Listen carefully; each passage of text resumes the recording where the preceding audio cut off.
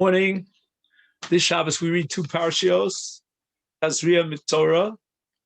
We'll focus our attention mostly on Metzorah, but first, the opening presentation of the Meshech Chochma for Parshas Tazria, I thought was very interesting.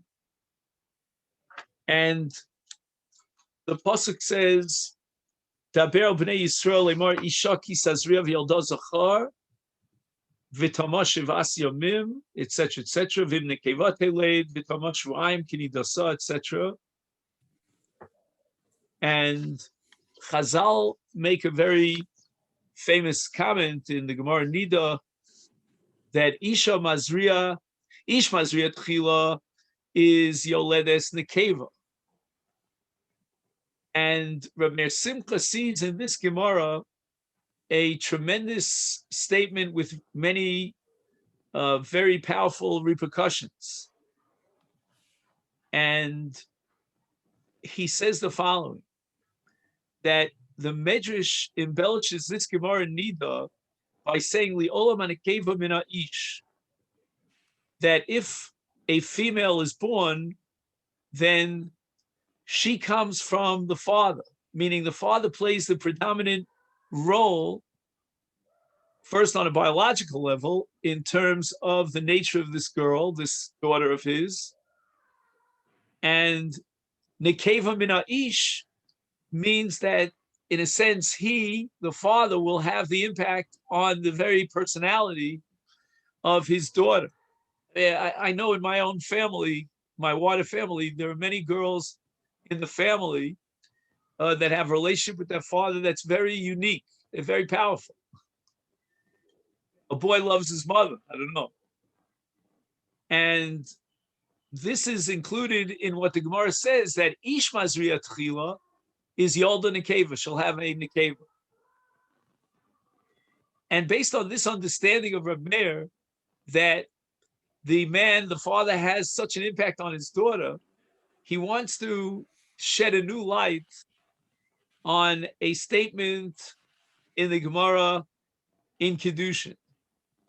The Gemara in Kedushin on Daf Chav Tes addresses the question of at what age should a young man be getting married. And although in general the Torah says that when a young man reaches the age of 13, he's chayav in all mitzvahs, but the exception is marriage. Marriage requires a little bit more of a maturity. And the Gemara goes on to give various ages, and by 20 he should certainly be married. The Gemara says that Rav Chizda boasted about himself,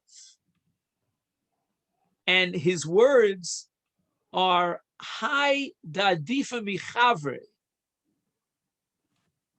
I am superior to my chavre, my friends. Rabbi Simcha is going to spend a lot of time revealing the deeper meaning of the word michavre, my friends. And why am I superior, says Rav Chizda? The nesivna isha b'shitzai. Already at the age of 16, I was married. Meaning, a person, a young adult at the age of 16 is already, he's gone through puberty, he's gone through changes, not only physical changes, but also inner changes in terms of his desires and so forth, so that it's good to be married by the age of 16. And Rav Chizda goes on and says that if I had been married at the age of 14, then hava mina l'satan gire b'einach. I would have told the Satan, spit in his eyes, so to speak. He never would have had any control over my desires, because I would have already been married before those sexual desires come into a person. Now, who does Rav Chizda refer to when he says adifa michavra? I haven't one up on my colleague or colleagues. Says Reb Meir Simcha, the individual that he had in mind specifically was none other than Rav Nachman.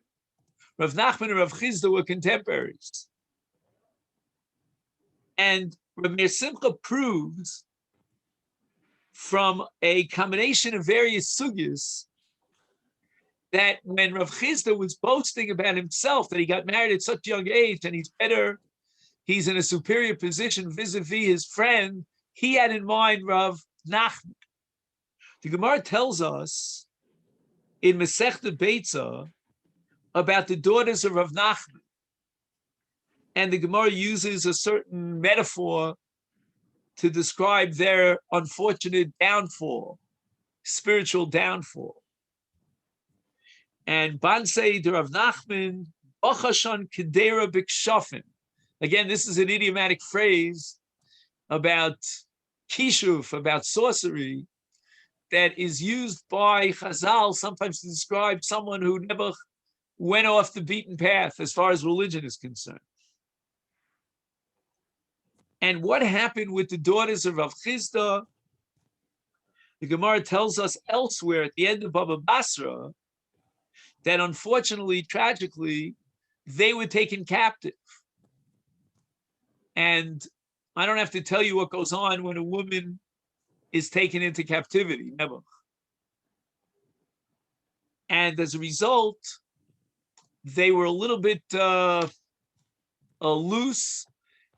And when their various husbands, respective husbands, came to redeem them, they said, you think you're our husbands, we have new husbands. Anyway, it's very difficult piece of Chazal about the daughters of none other than Rav Nachman. Rav, on the other hand, elsewhere, compliments Rav Chisda on his daughters. They were exceptional young women, very pious and very exceptional. There was no one like them. Says Rav Meir Simcha, since the word chaveri or chavrai in Shas, when it came out of the mouth of Rav Chisda, you will see that it consistently refers to none other than Rav Nachman. Then Rav Chisda was boasting that his daughters was superior to Rav Nachman's daughters. And Rav Chisda offers an interpretation as to why that happened. And he said, I'm superior to Rav Nachman because I got married at the age of 16 before that intense desire of the Yetzer Hara would get a hold of me. So by the time I went through my married life and had relations with my wife and we had children and we had daughters, my daughters were influenced by me.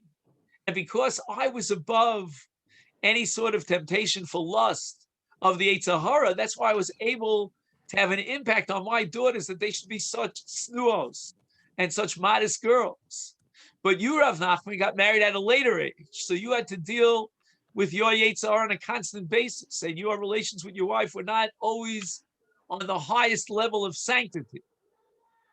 When I read this piece, and he concludes this piece by saying, L'cheina Amar, this is why Rav Nachman, why Rav Chisda, who got married at a young age, declares, Adifa mechavroi, v'barti de adifa tuva. He had in mind that his daughters were superior. Mishum de nesivna b'shitzar, got married at such a young age. L'cheinu yosel l'shem shamayim. Whenever he had a relationship with his wife, from which, he had children, his daughters, Nifsak mimenu chom hatayva. He wasn't having a relationship with his wife purely out of sexual desire for the pleasure of it. He had in mind l'shem shamayim. And when I read this, I thought of the Alter Rebbe, the first Rebbe of Chabad, Reb Shnei Zalman. He wrote a book or a kuntris called Igeres HaKodesh. And he speaks about the fact that a person having a relationship with his wife should have l'shem shamayim in mind in order to bring children into this world to serve Hashem, and that will have an impact on the children that are born from such a relationship. Okay, that's as far as Parshas Tazria is concerned. If anyone has any interest in other pieces of the Meshech Chochma on Parshas Tazria, please listen to my shir of a year ago, which you can get on YU Torah, because I we plunged into many different insights of Rameir Simcha into Parshas Tazria. I would like to now fast forward to Parshas Metzorah. And here we'll open up the Chumash to Vayikra, Perek Yud Daled, and we'll begin with Pasuk Daled. And it says the following: V'tziva Kohen v'lakachla mitaher shtei tziporim chayos tahoros. And here the Torah is going into great description of the process of purification of a Metzorah. And when the Torah talks about the role of the Kohen, you'll see in Pasuk Beis, which is 2 psukim earlier than our Pasuk, it's Vehuva El HaKohen. Now, Al Pi Digduk, the word Vehuva indicates that the Metzorah who's coming to purify himself is brought by the Kohen, meaning he plays more or less in Digduk, in terms of the grammatical formulation of the Torah. He, the Metzorah, is in a passive state. He is an object rather than a subject. Vehuva El HaKohen. But here in Pasuk Daled, the person, meaning the Metzorah, who's now undergoing purification based on Digduk, if the Torah would have been consistent, it would have said that when they bring the 2 birds, it should have said that they were brought by the Metzorah in a lashon, what's called nifal, and that would be la nitar. The word nitar in Hebrew grammar would be parallel and consistent with the word vehuva. He was brought and he was purified. That would be v'nitar. I'm sorry? I hear you, but I don't hear you. The result of the Jewish people's strength from the path of Torah.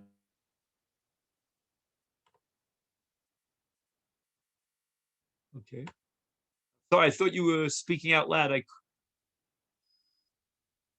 So here's where Rabbi Simcha wants to give a case, as he always does, to show you and demonstrate how Chazal, when they came up with their drashos and their interpretations, they were so influenced by Pshuto Shel Mikra, by a meticulous reading of the text of the Torah. The Medrash quotes Rav Acha, "May Adam Yehei," that the Shtei Tziporim, these 2 birds that are brought, have to be brought from the Metzorah. In other words, we're not going to go out and catch 2 birds in the wild, but the Metzorah is going to bring his birds. You know, maybe he has them in a coop. Shelo Yavi Chaloim Olav. And with this whole process of purification, where there's going to be close contact between the dam of the tziporim and the body of the Metzorah, we want to guarantee that the Metzorah should not get sick from it. Maybe he'll come down with some contagious disease from the birds. So therefore, he should bring his own domesticated birds. And the pasuk says at the beginning of Sefer Dvarim, "Veheser Hashem mimcha kol choli." God will protect you from illness. Mimcha, it's got to come mimcha. Mimcha hu shelo yavel cholim alecha. This is a remez that when you bring the tziporim, when the Metzorah brings his own tziporim from his own private property, he will be protected. And veheser Hashem mimcha kol choli. Now, one of the super commentaries on the Medrash is the Matnos Kahuna, and he writes, "Mimamono hu." He brings it from his own private stock, ubo tolui. And he adds those two words, ubo tolui. In other words, the purification of the Metzorah will depend on the Metzorah himself. He's got to go ahead and purchase these birds or raise these birds, domesticate them, and then bring them for his purification. Bo tolu. Says Rabbi Simcha, where did Chazal get this from? That the tziporim have to be the private property and the Metzorah is coming forward with his tziporim. Where does it say that in the pasuk? Very nice drasha, and it will protect the health of the Metzorah. But there's got to be something in the pasuk that would support such a drasha. V'nireh tidarish midechsiv la mitaher v'lo ksiv la nitar.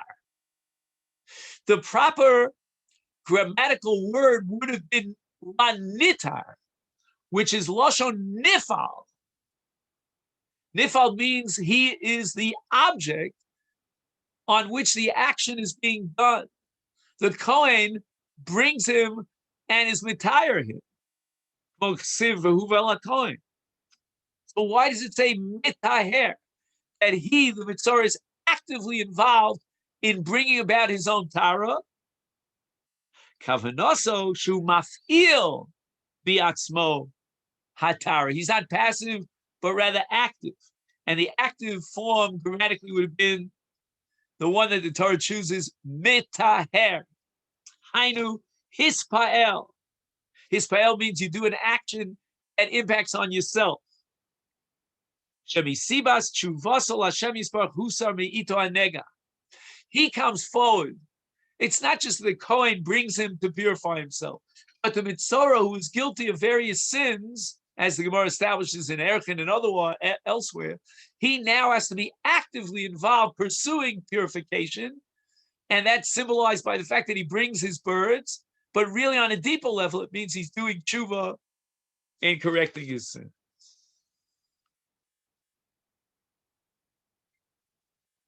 Now we fast forward to the next chapter, which is Perek Tesvav. And we're looking at Pasuk Yudalin.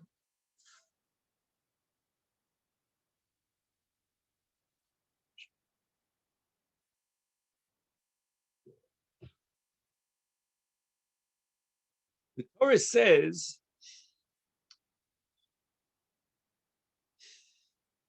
Bayom Hashmini yikach lo shtei torim o shnei bnei Yonah uba lifnei Hashem el Pesach ol Moed unesanom el HaKohen.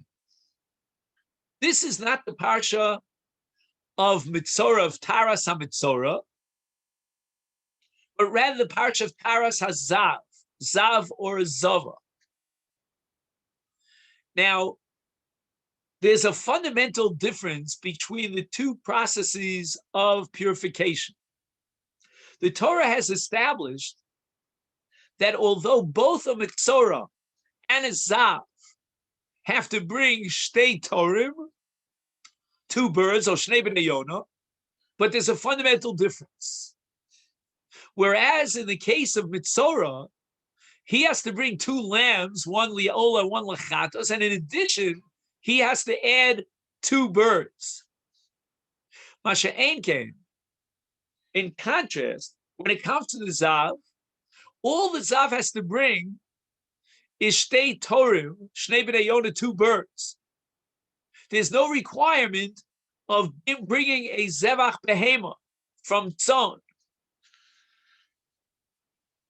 And Rabbi Simcha sees in this distinction a very fundamental moral, ethical lesson that the Torah is trying to convey to us. And Rabbi Simcha bases himself on a statement of Rav, the Amora Rav, at the end of Masechta Yoma, quoted on Daf Pei Vav Amid Beis. Rav quotes two psukim in Tehillim, both of which address the process of tshuva, of repentance, And there's an apparent contradiction between these two psukim. One pasuk seems to indicate that a person doing tshuva should conceal the process of tshuva. He should not go public about it. He should not declare publicly that he sinned. It's a private matter. And he's called a mechasep shav in the language of Tillah. The other pasuk says, no, that he should reveal his sins and he should do a public demonstration of his tshuva. And mechasep shav lo yatzliach. The pasuk says that if he conceals his tshuva, he doesn't want anyone to know about it, he's not going to be successful. Rashi says he should reveal his tshuva because that adds to his level of busha, of humiliation. But in any event, Rav tries to figure out how do you reconcile these two psukim. It's a fundamental issue in Hilchos Tshuva. Does the halacha advocate going public in tshuva or concealment? Do it in a private way. And we have here a contradiction between two verses in Tillah. So the Gemara answers that there are two types of sinners. There's one who sinned in private, and there's one who sinned in public.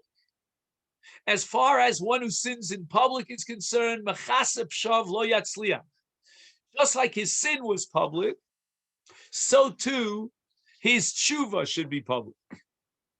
But if someone sinned in private, then he should be very private about his tshuva.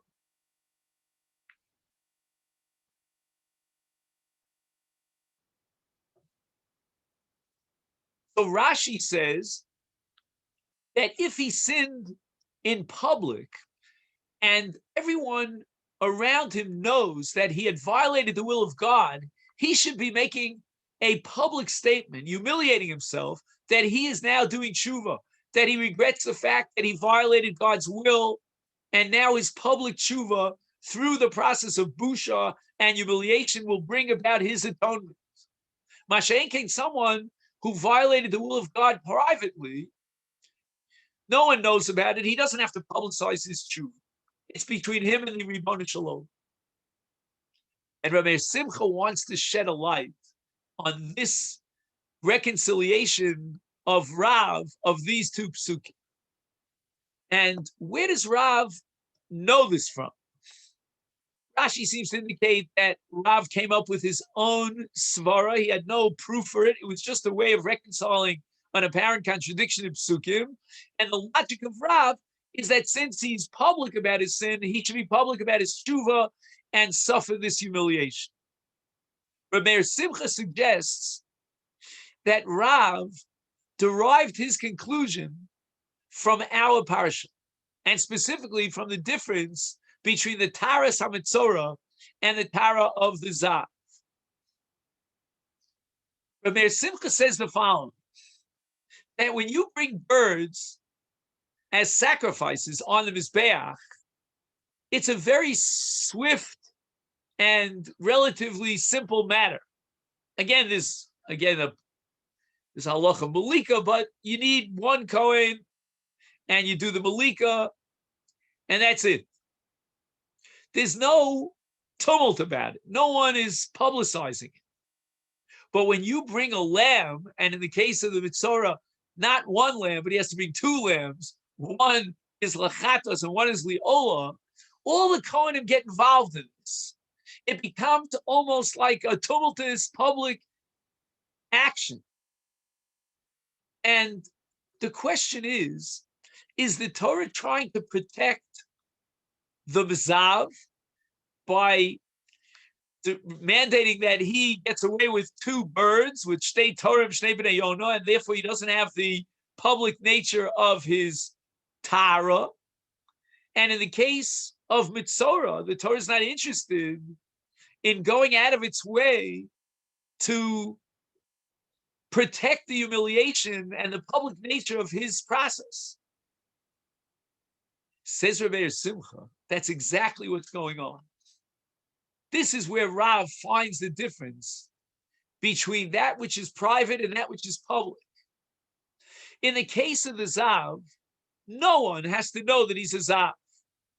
He had 3 Rios, either on one day or on 3 consecutive days with all the halachas of Zav. And that's a private matter. He had a discharge that determines his Tumah state. We don't have to embarrass him publicly and notify the entire kahuna and the azara that he brings zvachi behema, and they all know that he was a zav. Protect his human dignity. Let's be concealed and private about it. But in the case of a Metzorah, it's public knowledge. The Torah itself says right here in our parsha, Parshas Metzorah, that Tamei Yikra, that the Metzorah has to publicly announce that he is a Metzorah. Everybody knows about it. So Me'ikar Adin, even a Zav, should be bringing as part of his Tara these 2 Tloim and the Zevach of a Chatos and an Ola, and let it be publicly known, because that's what it takes Me'ikar Adin to achieve Tara. And we see this from the precedent of the Metzorah. But the difference is that the Torah had compassion on the Zav. And the Torah said nobody has to know about his state of Tumah and now his procedure of being Metzorah himself. Leave that for private. No one has to publicize it. Instead of bringing the Ola and the Chatos, let him bring the Shtei Torah. And the 1 or 2 Kohanim are involved, and that's it. We don't need to make it publicized. But in the case of Metzorah, we go back to square one.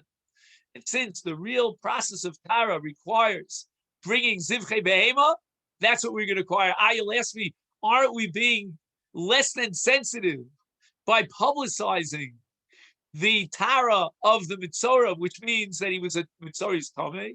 The answer is no. It's already well known that he's a Metzorah. Let's read a little bit of it inside. He says, Ein Bezava, this halach of Shtei Torah applies both to a Zav and a Zava. Chasa HaTorah al Kvod HaBrios. The Torah should have required Zivchei Behema. Usually, if you learn Kodshim, you know that Shtei Torah is for a carbon olav yored. In other words, anius, if somebody is destitute, so the Torah had compassion. But we're talking about a Zav and a Zova who, Baruch Hashem, have a fat bank account. They can afford to bring a Zevach.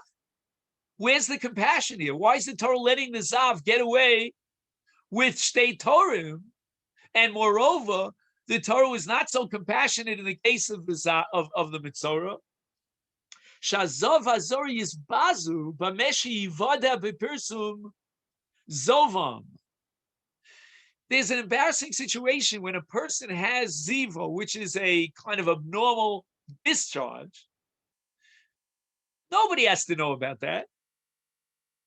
And if we would force them to bring karbanos of zvachim, is bisase kakonim arabim the karbanos. You have to get the whole, all the kohanim involved. There's Zrika and there's Kabal Saddam and there's Holacha Saddam and Shchita and Zrika and everything, and then Aktar say Murim, and it's a whole ganze business. It's not like Oaf. Oaf is a very simple matter. Lachein Chasa Torah.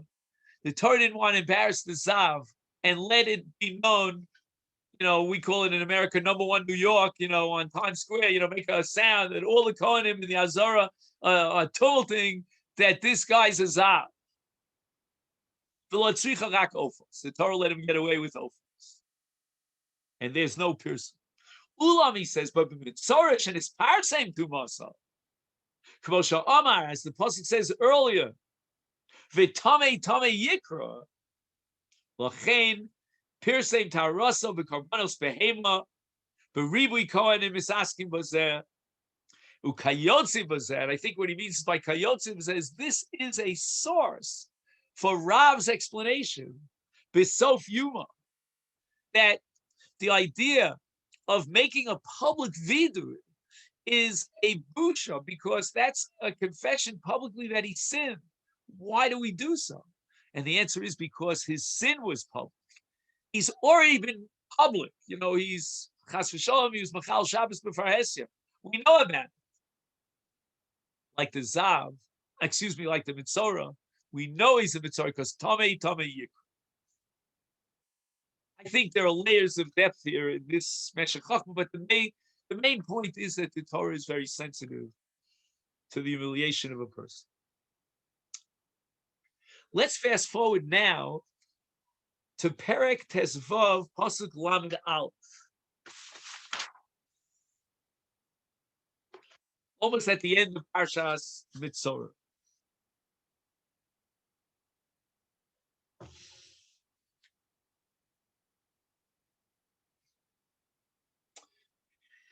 Bizartem es b'nei Yisrael mituma asam. And before we see the Gemara in Meshech Shvuos, what we're talking about is a warning to Bnei Yisrael that they should be very careful about their tumah. And v'lo yamusu b'tumah asam, because if they're not careful about tumah, they may come chas v'shalom to a situation of misa, v'chiv misa. How so? Because b'tamam es mishkani asher b'solcham. The law is that if a tamei enters into the Mikdash, he's chayav kares. So it would seem that when the Torah says here, v'lo yamusu b'tum asam, what does that mean, lo yamusu b'tum asam? And the answer is, b'tamam es mishkani. So the b'tamam es mishkani, we'll call it the Sefer, sheds a light on the Reisha. Why is there a fear of Misa? And the answer is because b'tamam es mishkani, because if they go into the Mishkan, they're chayav Misa. And Rabbi Meir Simcha wants to shed a whole different light on this pasuk. It's a very small piece in the Meshech Chochma, but I think it says a lot. What is his v'hizartem es Yisrael mitumasam? Warn the people about tumah. Chazal in Masech Shvuos says it has a very specific meaning, and it teaches us a very specific halach. And this is called samach levesta. If a woman generally sees her nidus at a certain time, on a certain date, there are many different kinds of vestos, or with certain physical activities. So the Torah tells us that he has to be poresh samach levestan, which the Gemara says is one ona. So one ona, which let's say an ona is 12 hours, right? For a 12-hour period before she sees, because we anticipate that she'll see dam, he should already be poresh. He should already desist from having an intimate relation because she may see dam, and then he will have violated the Isser of Ba'al Anida. So that's the source for the Zehirus that's mentioned in this pasuk, that he should be poresh mi ishto samach levestan, ona samach levestan. And this is a mitzvah saseh of vizartem that should be counted in taryag, and it means prisha samach levestan. Shemanida lifrosh samach levestan. Al pizeh, based on this, tzarich lefaresh, we can now shed a new light. Al hadaka omar, v'lo yamusu bitum asam, and then it says b'tamem es mishkani b'solcham. And the way we understood it, as I explained it before, is v'lo yamusu is simply a general statement about those who carelessly enter into the Mikdash in a state of tumah. No. This should be understood in the light of the beginning of the pasuk. Izartem es b'nei Yisrael. We're going to maintain the integrity of this verse from beginning to end.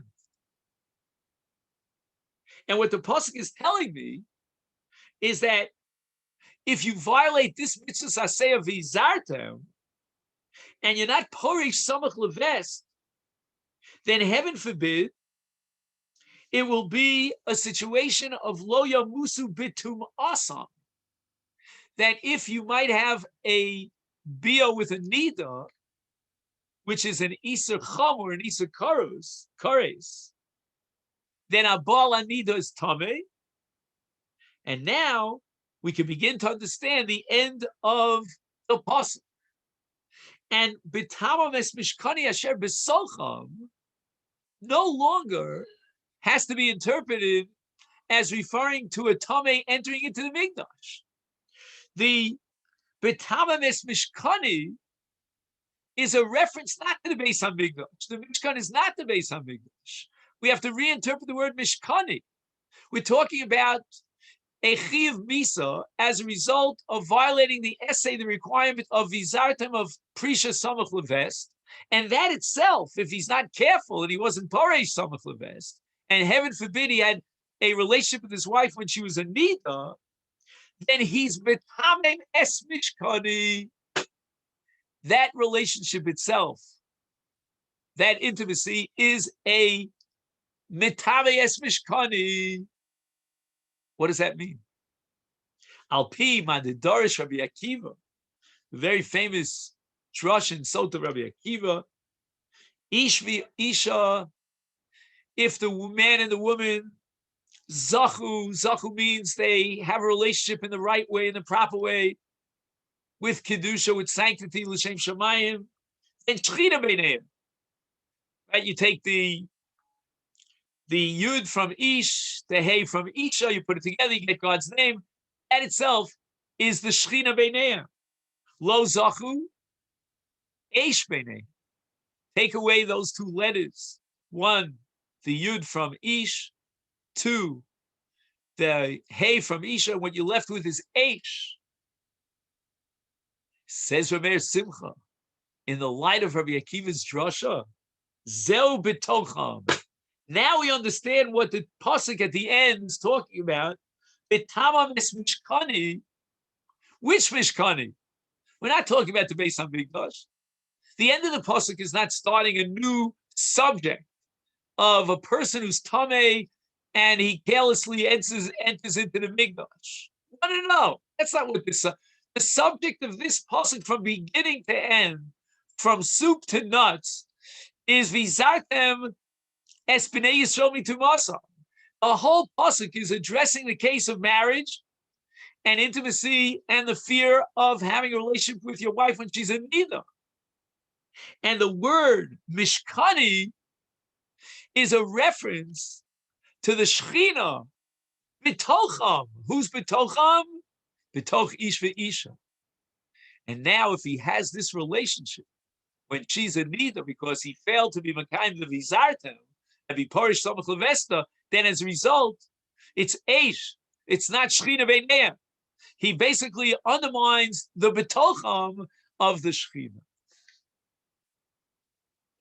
Fabulous new interpretation of a pasuk. And now, what I'd like to study with you is the Haftorah. You know that when we have a double parsha, as a general rule, there are a few exceptions, we read the Haftorah of the second parsha. So in this case, we're going to read the parsha, the Haftorah, tomorrow, Mirza Hashem, of the 4 Metzorah. And it was a great Yeshua that came through these 4 Metzorah that were outside the Machne. Because the Torah says, here in Perek Yud Gimel of Sefer Vayikra, Michutz leMachne Moshavo, and the Metzorah has to be sent Chutz leMachne. Where are the 4 Arba Mitzorim? They're outside a city called Shomron. No, I meant in the Tanakh. I'm sorry. Oh, Malachin Beis, Perek Zion. And that's going to be the Haftorah for tomorrow. You have it? I know somebody wanted to Thank say. you. Somebody wanted to say we should read a Haftorah for Yom Ha'atzmaut tomorrow, and it should be a Purim Mishulash. You heard this business? I don't know if they were serious or they were joking. anybody can say anything they want, but trust me, the Haftorah for tomorrow is about the Metzorah in Malachim Beis, Perek Zayin. Now, the first paragraph in Rabbi Simcha addresses the issue of the Melech BeYisrael who comes out Chutz Lamachne to talk to these Mitzorahim. One of the Mitzorahim, the Gemara says in Chelek, Perek HaChelek was Gechazi, and he was there with his sons, and they were Mitzorahim. They were punished for what they did with, I don't know if you know the episode of Naaman. We don't have to get into that now. And the Melech comes out to speak to them. And that's not proper for a Melech. Kohen has to go out to check out the status of the Metzorah, see if we could be Matire him and self-Pasar Nega, etc., but not in the case of a Melech. So Rabbi Simcha says that the only reason that we can justify the Melech going out to greet the Mitzorahim is Mishum Sheba Shua Gedol Al Yada, because through Gechazi and his sons, there was a great Shua in the battle against the Assyrians and so forth and so on. You can read about it tomorrow when you hear the Haftorah. But wait a second. It's very nice that there was a Shua Gedola, but that doesn't allow you to violate the Torah. I mean, we're talking about Tuma Doraisa of a Metzorah. He says you have to add something very important here. Lachein Ksiv, if you open up the Haftorah, Arba Noshim Hayu Metzorah, Pesach Hashar. And now we have to know why the Torah emphasizes Pesach Hashar. Now, the simple pshat and the straightforward answer to this question would have been the following. The Gemara tells us that when they were Mekadesh Yerushalayim, Yerushalayim is called the third of three machnos, right? We have Machna Shechina, and then we have, which goes all the way up to and including the Azara, and then we have Machna Levia, which includes all of Harabayis, and then we have the Machna of Klal Yisrael, which is called Yerushalayim. That's the general Machna. The only Tomei who has to be sent out of all three Machnos is the Metzorah. And he has to be Chutz Yerushalayim. And Yerushalayim had gates, Sha'arim, Sha'arei Yerushalayim. And when they sanctified Yerushalayim, they left out the gates. So the Sha'ar of Yerushalayim was not endowed with Kedusha, and that was done so that the Metzorahim, who never have to go out of the city, could find protection from the elements by remaining within the Sha'ar. Does this ring a bell? I mean, these are sugyas that you probably learned in if you were doing Daf Yomi. Anyway, the Torah, the Tanakh emphasizes the Pesach Hashar, says Rabbi Simcha, Gewaldige Chiddush, because this was, if I can use the term, a political move. What do I mean? The city of Shomron, according to Rabbi Simcha, and that's a simple pshat in the pasuk, straightforward, in Tanakh, did not have the status of Yerushalayim. When Chazal derive a conclusion that when the Metzorah has to be sent out three machnas, it's not only Yerushalayim, it's any city in Eretz Yisrael that had a Hekef Chomo, was surrounded by a wall at the time of Yoshua. When Yoshua came into the land, that he conquered the land, he was Makadesh not only Yerushalayim, but he was Makadesh any city that had a wall surrounding it at that time, at the time that Yoshua came in to conquer Eretz Yisrael. Shomron did not have a wall. The wall of Shomron came much, much later in Tanakh, in a historical period later than Yoshua. In fact, the pasuk describes Shomron as a town that was established on top of a har, and it didn't have a wall. This is a subject of great debate because many were influenced by Targum Yonasan and Uziel. Targum Yonasan reinterprets the pasuk of Vayiken es Ahar as referring to an old city. In other words, it's only later that the name Shomron was given by someone by the name of Omri, but there was an old city there that dated back to the time of Yoshua, and in fact, it had a wall. So, for example, Rabbi Kivega is of the opinion that Shomron was a walled city. But Meir Simcha thinks, he's not influenced by the Targum Yonasan in this case, that Shomron was a new city that came into existence post Yoshua, and therefore it did not have the sanctity, and there was no reason, al pi halacha, to send the Metzorah out of the city of Shomron. It was not sanctified by Yoshua. But how you know Malchi Yisrael b'Shomron kedushas Yerushalayim. You know that the state of Israel was split into two. These days it's three, but in those days it's only two. There was Yehuda and Shom, and the Malchi Yisrael and the Malchi Yehuda from Beis David. Anyway, the Malchi Yisrael wanted to make political statements that they have the same sanctity in their land as in Yerushalayim. And what they did was they used Shomron as one of their pawns, and they said, our city of Shomron is sanctified in the same sanctity as Yerushalayim, so we have to send the Metzorah outside. Then they went even a step further. They wanted to prove that Shomron has even a greater sanctity than Yerushalayim. And they sent the Metzorah out of the Shar, to show that our Sha'arim are also sanctified. Anyway, this reminds me, I don't know if it's a good analogy, but 5 centuries ago, there was a very strong discord about Sfat. In other words, the Gdolei Yisrael were gravitating towards Sfas. And it was sort of like an insult to Yerushalayim. They wanted to establish even a Sanhedrin in Sfas.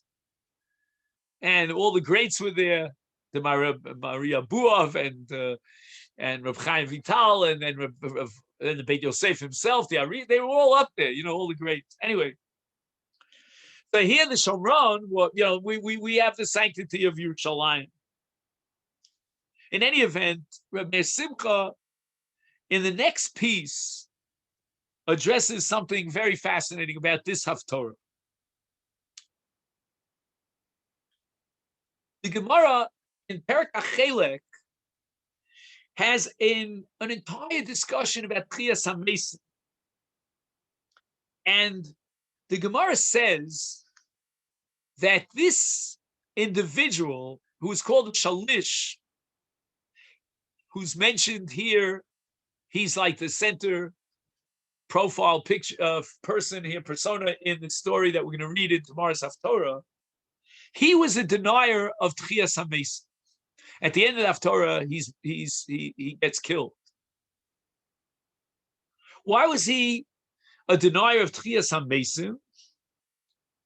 And the answer is that we're going to derive from the death of this Shalish, who's an officer in the king's court. From his death, we're going to derive the principle called Midah Keneged Midah. He was killed because he denied Tchias HaMesim, and he would never come back and be resurrected because he denied Tchias HaMesim. And that's called Midah Keneged Midah. Now, what was the simple, straightforward, Al Pi Pshuta Shamikra, sin of this Shalish?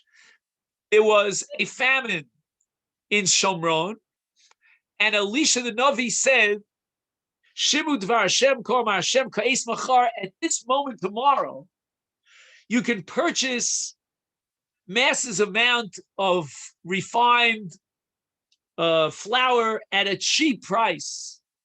All you need is a shekel, or a massive amount of siorim, of barley, with a shekel. Just go into the gates of Shomron, and that, in other words, Elisha prophesies that within 24 hours, the famine that was so severe would end completely. There would be a massive amount of produce. And as we'll read tomorrow's Haftorah, Vayana Shalish, he denies this prophecy, and he says, Hine Hashem osaru bos hashamayim hayiyah hadavar hazeh. Could it be that such a thing would happen?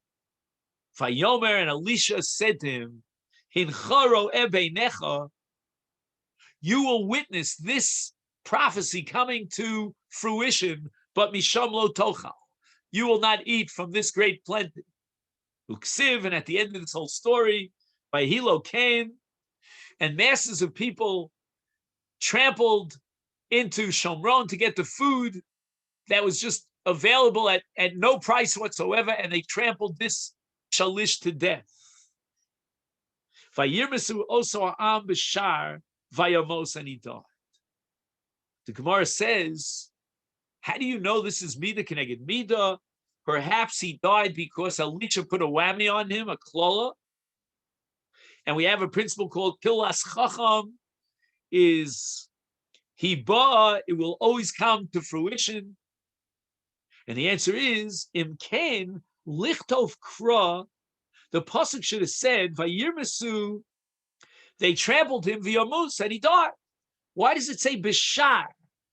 The Tanakh adds the word Bishar, and the Gemara explains that the word Bishar was added al Iske Shar.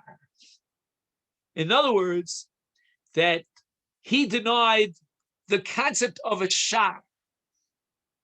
Rabbi Simcha wants to understand, of all places, of all episodes in Tanakh, from which we derive Midah Keneged Midah, there are many different punishments that fit the crime throughout Tanakh.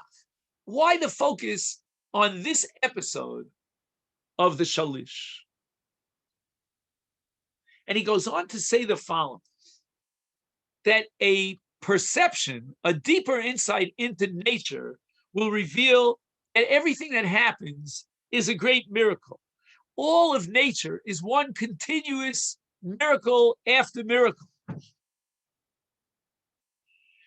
And this is what we call Mechadish B'tuvo. God is constantly recreating gracious. Everything is a new miracle. And you drop a pencil and it falls because of the law of gravity. That's a miracle of Sheshis Yimei Breishis. Everything depends upon the Maimer of Hashem. Now, let's learn a little bit about Tchias HaMesim. Reb Saadia Gaon writes a philosophical treatise on Tchias HaMesim. And in it he says that when Shlomo HaMelech says, Yodati ki kol asher yasa Elokim hu yeh li olam, olav ein lo hosif u'menu ein ligroa, it means the following, that just like man cannot create, which means the creation of Yesh Mi'ayin, only the Almighty can do that, so too a man cannot destroy. And of course, man could destroy something, but it just means that the energy forces gets transferred somewhere else. But total, utterly destruction, that's impossible for man. And that's why Shlomo HaMelech says, Hu yeh li olam, that all the energy within the universe that God created will always be there. David says, Ki hu amar vayehi, hu tziva v'ya'amod. V'ya'amod means that whatever God created will always exist in one form or another. Only God could actually bring about utter destruction and death. And therefore, based on this philosophical principle, says Rav Saadia Gaon, we can begin to appreciate Tchias HaMesim. Because what is man capable of doing? He can't destroy anything. He can just rearrange energy. But what he can do is separate the parts, the segments of an object, and in that way it no longer can function. And what happens is that death means that parts of the body are no longer connected. It's no longer one whole organism. What is Tchias HaMesim then? It's not the creation of something brand new. It's Hu tziva v'ya'amod. That would be impossible. But rather, Tchias HaMesim means collecting all the pieces, all the fundamental elements that make up man that once existed, and reorganizing and gathering that energy force, that carbon and so forth and so on together. And in that sense, if we compare two miracles, the miracle of Tchias HaMesim to the miracle of creation, then Tchias HaMesim is dwarfed by, it's nothing compared to creation. Creation is Yesh Me'ayin. V'zeu ma dahavi lo kolshke. This is what, in a debate that went on between a certain king and Rabbi Meir, as recorded in the Gemara in HaChelek, and she said to Rabbi Meir, she was the princess. In any event, it was none other than Cleopatra, but she asked Rabbi Meir, can really the dead come back to life? And Rabbi Meir gave her a kal v'chomer to prove that there will be a resurrection. And then she asked him, will the body be resurrected wearing clothing, or will it be naked? And he said to her, look at a chita, at a kernel of wheat. All you put into the ground was one, so to speak, naked seed. And yet, what comes out of the ground is fully clothed. It's a kernel with a husk and so forth and so on. How much more so tzaddikim who are buried with their levush, certainly they will be coming to resurrected with their levush. So he says the Shalish did not believe the Navi who said that tomorrow there's going to be a massive amount of chita. And what does it mean?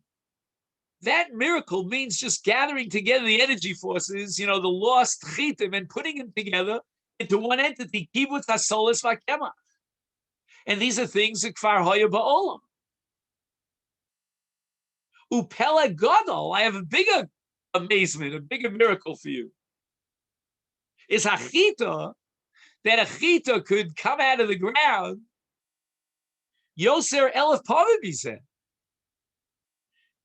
You're telling me how could it be that we'll have a massive amount of kemach tomorrow? Today we're in starvation. But take any chita that grows is 1,000 times more of a miracle than this. And therefore, lefichach lomed says, since the chita now becomes the symbol of Tchias HaMesim, in which Rabbi Meir taught Cleopatra through his analysis and proved Tchias HaMesim, the chita is going to be the vehicle. We now understand that this is Midah Keneged Midah. The Chazal focused on this Shalish because he denied Tchias HaMesim. He was saying, how could it be that by tomorrow there'll be so many chitim that it'll be a massive amount in the marketplace? And what he didn't realize was every single chita is an amazing miracle. And that miracle symbolically represents Tchias HaMesim. And this same Shalish, who denied the nevuah, the prophecy of tomorrow there'll be massive amount of chita, he denied Tchias HaMesim. He couldn't accept that belief. How could it be? The dead are buried, they decompose, and now they're going to be resurrected. And the answer is the chita is the answer to this question, because the chita is the symbol of Tchias HaMesim. Hey, Rabbosai, I will take this opportunity to wish you all a great Shabbos, and thank you for being with me today. Shabbos Gerach. Thank you so much. Shabbat shalom. Shabbat.